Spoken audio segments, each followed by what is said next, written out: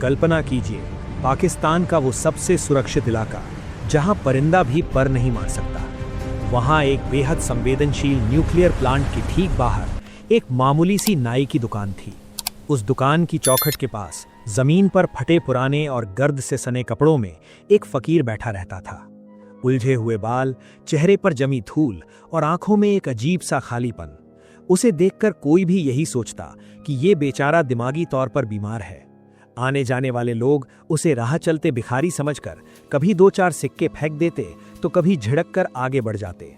लेकिन उन पाकिस्तानी हुक्मरानों, फौज के अफसरों और वहां काम कर रहे वैज्ञानिकों को इस बात का रत्ती भर भी इल्म नहीं था कि जिस शख्स को वो पागल समझकर नजरअंदाज कर रहे हैं वो असल में भारत की खुफिया एजेंसी रॉ का सबसे जाबाज और शातिर जासूस है, अजीत डोभाल।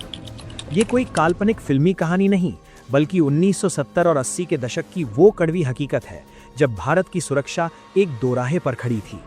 1971 की करारी शिकस्त के बाद पाकिस्तान तिलमिलाया हुआ था और चोरी छिपे अपना परमाणु बम तैयार कर रहा था।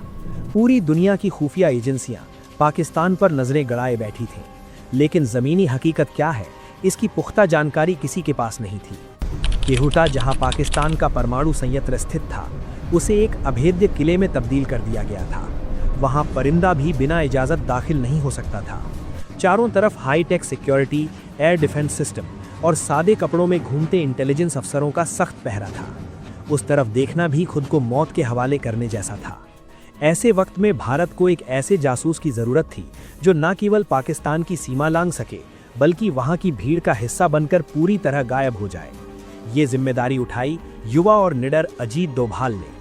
उन्होंने एक पाकिस्तानी मुस्लिम का भेष धरा और अपना नया जीवन शुरू किया। ये काम जितना सुनने में रोमांचक लगता है, हकीकत में उतना ही खौफनाक था। एक गलत लफ्ज या एक छोटी सी चूक का मतलब था सीधे मौत की सजा या उम्र भर का अमानवीय टॉर्चर। डोभाल जी लाहौर और इस्लामाबाद के बीच के इलाकों में रहने लगे। उन्होंने अपनी हिंदी की आदत छोड़ी और ठेठ उर्दू सीखी। वो स्थानीय मस्जिदों में नमाज पढ़ते और लोगों से ऐसे मिलते जुलते कि खुद पड़ोसियों को भी कभी शक नहीं हुआ कि उनके बीच एक भारतीय स्पाई रह रहा है। उनका असली मिशन सिर्फ छिपना नहीं, बल्कि सबूत जुटाना था। उन्हें खुफिया जानकारी मिली कि प्लांट के अंदर काम करने वाले टॉप साइंटिस्ट अक्सर बाहर के एक लोकल बाजार में आते हैं, लेकिन उनसे संपर्क करना नामुमकिन था क्योंकि वो हमेशा कड़े सुरक्षा घेरे में रहते थे। तभी डोभाल जी की नज़र उस नाई की दुकान पर पड़ी जहां ये वैज्ञानिक अक्सर बाल कटवाने या शेविंग कराने आया करते थे। यहीं से शुरू हुआ डोभाल जी का सबसे रिस्की प्लान। उन्होंने खुद को एक लाचार भिखारी के रूप में ढाला और उसी दुकान के बाहर अपना डेरा डाल लिया। वे घंटों वहां धूल फांकते रहते, लेकिन उनकी चौकन्नी निगाहें हर आने जाने वाले टारगेट को पहचान रही थीं। उनका मकसद सिर्फ उन्हें देखना नहीं, बल्कि कुछ ऐसा हासिल करना था जो खुफिया दुनिया में सोने से भी ज्यादा कीमती था। आप सोच रहे होंगे कि आखिर बालों से क्या हासिल होता है। दरअसल जब कोई व्यक्ति प्लूटोनियम या यूरेनियम जैसे रेडियो एक्टिव पदार्थों के बीच काम करता है तो उसके शरीर और खासकर बालों में रेडिएशन के सूक्ष्म अंश यानी ट्रेसेस रह जाते हैं। अगर वो बाल भारत की लैब तक पहुंच जाते तो वैज्ञानिक ये पता लगा सकते थे कि पाकिस्तान किस ग्रेड का यूरेनियम तैयार कर रहा है और वो परमाणु बम बनाने के कितने करीब पहुंच गया है। दिन हफ्तों में बदलते गए। डोभाल जी उसी दुकान की दहलीज पर मिट्टी में सने बैठे रहे। फिर एक दिन वो पल आया जिसका उन्हें इंतजार था। एक मुख्य परमाणु वैज्ञानिक दुकान के भीतर दाखिल हुआ। डोभाल जी के दिल की धड़कनें तेज थीं, पर चेहरे पर वही बेरुखी और पागलपन वाला मुखौटा बरकरार था। अंदर कैंची चलने की आवाज आ रही थी और वो कीमती सबूत यानी काले सफेद बाल फर्श पर गिर रहे थे। जैसे ही वो वैज्ञानिक बाहर निकला और दुकान में थोड़ी हलचल कम हुई, डोभाल जी लड़खड़ाते हुए दरवाजे के पास पहुंचे। नाई को लगा कि शायद कोई भूखा भिखारी कुछ ढूंढ रहा है, इसलिए उसने ध्यान नहीं दिया। बस उसी पल का फायदा उठाकर डोभाल जी ने बिजली की फुर्ती से जमीन पर पड़े उन बालों के गुच्छों को अपनी मुट्ठी में भींचा और जेब के हवाले कर दिया।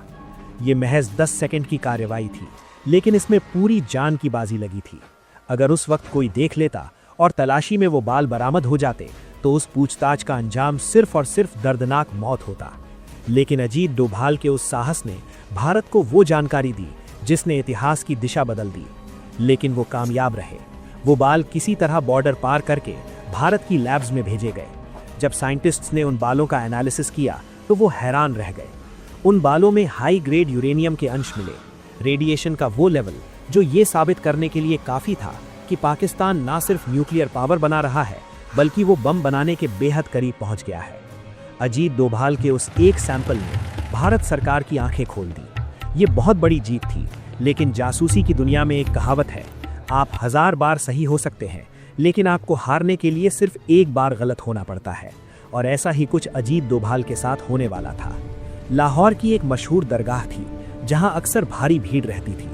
अपनी कवर आइडेंटिटी को मजबूत रखने के लिए डोभाल अक्सर वहां जाते थे।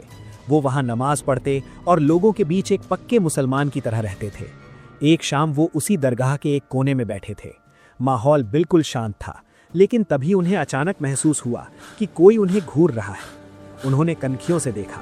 थोड़ी दूर पर एक बूढ़ा आदमी बैठा था, लंबी सफेद दाढ़ी और आंखें एकदम लाल। वो आदमी लगातार डोभाल को ही देख रहा था। डोभाल ने उसे नजरअंदाज किया और वहां से उठकर जाने लगे।